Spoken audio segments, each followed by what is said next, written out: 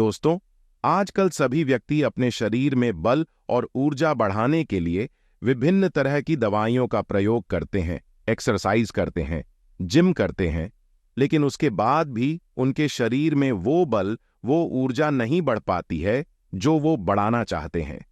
दोस्तों, आज की इस वीडियो में हम आपको महान गुरु द्वारा बताई गई ऐसी 5 चीजों के बारे में बताएंगे जिसका यदि आप प्रयोग करते हैं तो 10 से 15 दिन के अंदर ही आपके शरीर में ऊर्जा का संचार होगा। आपका शरीर बलशाली होगा। आप जिम जाकर भी ऐसा नहीं बना पाएंगे जैसा शरीर इन चीजों को लेने से आपका बन जाएगा।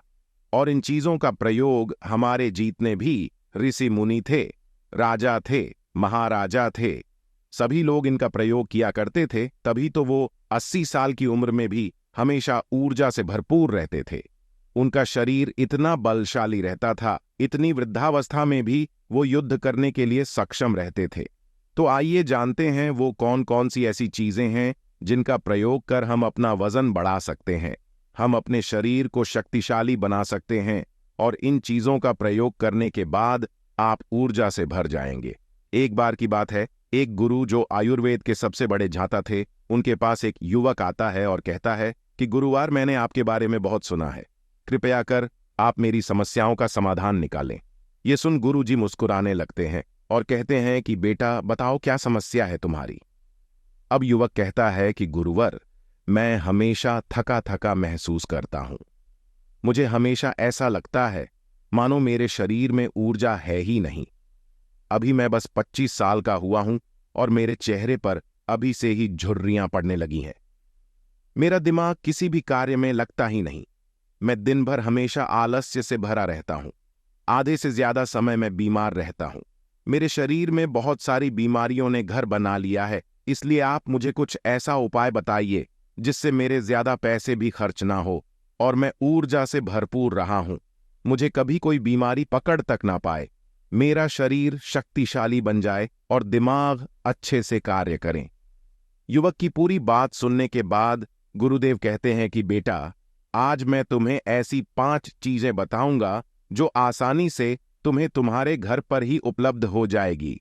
इसका नियमित रूप से उपयोग करने से न केवल तुम बीमार पड़ने से बचोगे, बल्कि उनका प्रयोग करने से तुम्हें कभी भी थका थका महसूस भी नहीं होगा। तुम पूरे दिन ऊर्जा से भरे रहोगे। लेकिन इसके लिए सबसे पहले आपको अपने शरीर के बारे में समझना होगा। हमारे शरीर का प्रत्येक अंग, चाहे आपकी त्वचा हो, आपके बाल हो या आपके शरीर का कोई भी अंग क्यों ना हो, वह प्रोटीन से बना होता है। आपकी मांसपेशियां प्रोटीन से बनी होती हैं। जब आपके शरीर में प्रोटीन की कमी होती है तो आपके शरीर के प्रत्येक अंग पर उसका प्रभाव पड़ता है। इसलिए आपको पर्याप्त मात्रा में प्रोटीन जरूर लेना चाहिए। लेकिन जब व्यक्ति को यह पता ही नहीं होता कि प्रोटीन किन किन औषधि से बनता है, तो वो इससे वंचित रह जाता है। प्रोटीन हमारे शरीर में मांसपेशियों को रिपेयरिंग का काम करता है और इससे शरीर का विकास भी हो पाता है। अब मैं जो आपको बताऊंगा उसे ध्यान से सुनना। ये जो हमारी धरती माता है, ये बहुत ही कम पैसे में ऐसी चीजें उपलब्ध कराती हैं जिन्हें गरीब से गरीब व्यक्ति भी उपयोग कर सकता है। फिर गुरु आगे बताते हुए कहते हैं कि हमारे शरीर में प्रोटीन का विकास 2 तरह से होता है, जिन्हें अमीनो एसिड कहा जाता है। ये अमीनो एसिड जब जुड़ते हैं तो एक ऐसी श्रृंखला बनती है और इसके जुड़ने से प्रोटीन का निर्माण होता है। और ये जो अमीनो एसिड होते हैं, ये 2 तरह के होते हैं, जिनमें पहले वो होते हैं जिन्हें आपका शरीर अपने आप ही बना लेता है, और दूसरे वो होते हैं जिन्हें आपको बाहर से आहार से प्राप्त करना होता है। इसलिए जो आप आहार लेते हैं उसमें अमीनो एसिड नहीं होता, तो आपके शरीर विभिन्न प्रकार की बीमारियों से और भिन्न भिन्न प्रकार के तत्वों की कमी से बीमार पड़ जाते हैं, जिसका असर आपके शरीर पर पड़ता है। आपका शरीर कमजोर हो जाता है, आपको थकान महसूस होती है, आलस्य आता है, हड्डियों की मजबूती कम हो जाती है, मांसपेशियां ढीली पड़ जाती हैं, बाल सफेद हो जाते हैं, चेहरे की चमक खत्म हो जाती है, आंखों की रोशनी भी धीरे धीरे कम हो जाती है, शरीर की ऊर्जा चली जाती है। इसलिए इन सबको संतुलन में रखने के लिए अब यह जो चीज हम आपको बता रहे हैं उसका आपको नियमित रूप से प्रयोग करना चाहिए। पहली चीज, गुरु युवक को पहली चीज बताते हुए कहते हैं कि पहली चीज है पनीर। आप चाहे कितना भी आहार खा लो, आपको वह प्रोटीन नहीं मिलेगा जो आपको पनीर खाने से मिलता है। मार्केट में पनीर को पोषक तत्वों का खजाना बताया गया है। पनीर आपको सामान्य से लेकर गंभीर शारीरिक समस्याओं तक से बचाता है। इसमें मौजूद होते हैं कैल्शियम, प्रोटीन, फास्फोरस, फोलेट इत्यादि न्यूट्रिएंट्स प्रेग्नेंट औरतों और बच्चों के हेल्थ के लिए बेहतर होते हैं। इसमें मौजूद विटामिन डी और कैल्शियम आपको कैंसर के खतरे से बचाते हैं। इसमें मौजूद कैल्शियम और फास्फोरस आपकी हड्डियों को मजबूत बनाते हैं और आपको अन्य तरह की कई बीमारियों से बचाते हैं। इसमें पाया जाने वाला सेलेनियम नामक एंटीऑक्सीडेंट लंबे समय तक आपको जवान रखता है, स्वस्थ रखता है, जिससे आप जल्दी से वृद्ध दिखाई नहीं देते। पनीर में मौजूद प्रोटीन शरीर को सिर्फ न केवल ऊर्जा देता है, बल्कि मांसपेशियों के लिए भी बहुत महत्वपूर्ण होता है। ये आपकी मांसपेशियों को मजबूत बनाता है। साथ ही प्रोटीन वजन को संतुलित रखने में भी सहायक होता है। इसलिए आपको लगभग 100 ग्राम पनीर का सेवन जरूर करना चाहिए। लगभग 100 गुना और पनीर से आपको 20 ग्राम प्रोटीन मिल जाता है। साथ ही साथ आप पनीर का प्रयोग कच्चा भी कर सकते हैं या फिर गाय के घी में पकाकर भी इसका इस्तेमाल कर सकते हैं या फिर इसे सब्जी में डालकर भी प्रयोग कर सकते हैं। यह आपके लिए बहुत उपयोगी होगा। फिर गुरु शिष्य को कहते हैं कि बेटा, आप घर पर भी पनीर को बना सकते हैं। आप 2 किलो दूध में कई सारा पनीर बना सकते हैं। पनीर बनाना बहुत ही आसान है। इसके लिए आपको बर्तन में थोड़ा सा दूध लेना है, इसे थोड़ा सा गर्म कर लेना है, फिर इसमें नींबू की कुछ बूंदें डाल दीजिए। थोड़ी देर बाद हल्की आंच पर इसे पकाना है। जब वो दूध फट जाए तो इसे किसी सूती के पतले कपड़े द्वारा छान लेना है, जिससे उसका सारा पानी निकल जाएगा और आपको पनीर उपलब्ध हो जाएगा। अगर आप घर पर ही पनीर बना करके उसका प्रयोग करेंगे तो ये आपके लिए बहुत ही फायदेमंद होगा, क्योंकि घर पर बनाया गया पनीर एकदम ताज़ा होता है। उसमें किसी भी तरह की कोई मिलावट नहीं होती, जो कि आपके स्वास्थ्य के लिए बहुत ही अच्छा होता है। दूसरी चीज, गुरु दूसरी चीज बताते हुए कहते हैं सोयाबीन। सोयाबीन में प्रचुर मात्रा में प्रोटीन होता है। इसमें कई तरह के जरूरी अमीनो एसिड पाए जाते हैं जो कि मांसपेशियों और हड्डियों को स्वस्थ रखने के लिए मदद करते हैं। सोयाबीन को फाइबर का बेहतरीन स्रोत माना जाता है।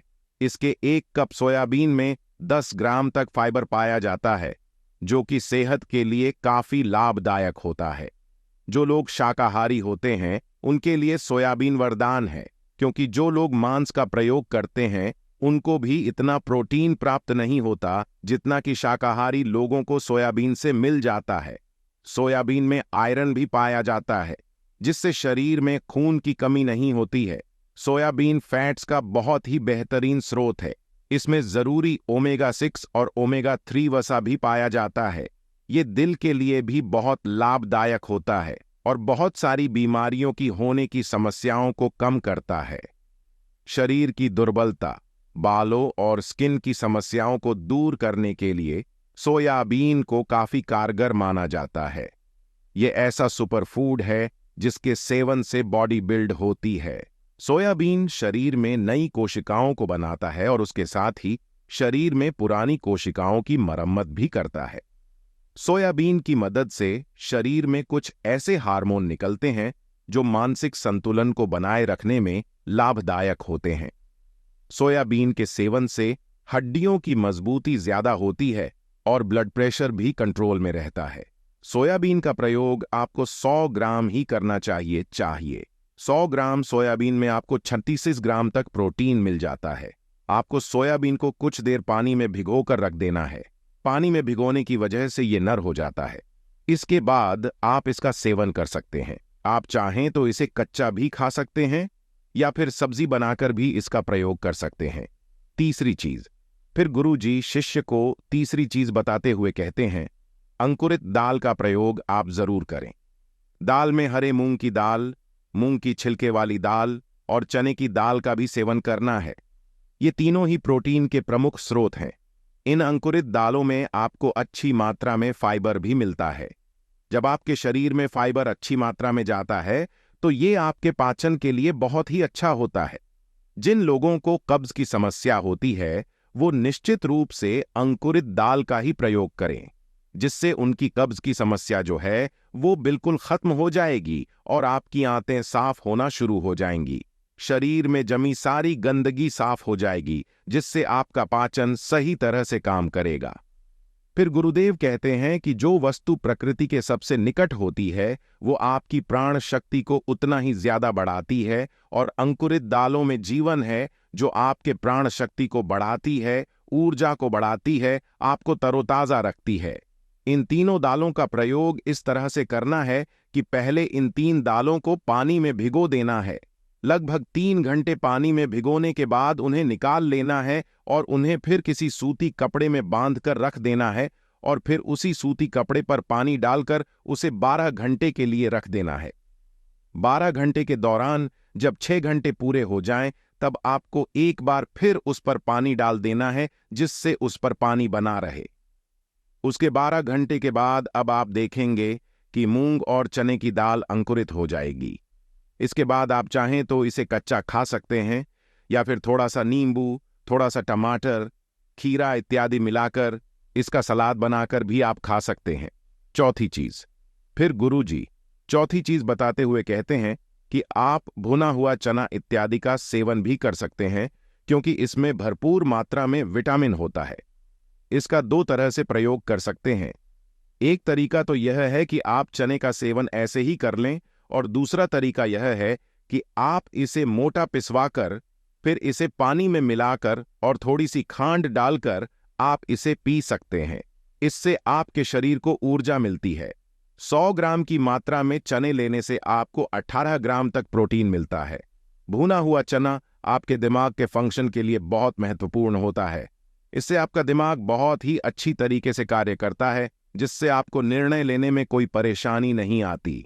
इसके साथ ही ये आपके बालों के लिए भी बहुत अच्छा है, आपकी स्किन के लिए भी बहुत उपयोगी है। भुने हुए चने में मैंगनीज, फोलेट, फास्फोरस और तांबे का भी एक अच्छा स्रोत होता है, जो हमारे हृदय को स्वस्थ रखने के लिए लाभकारी होता है।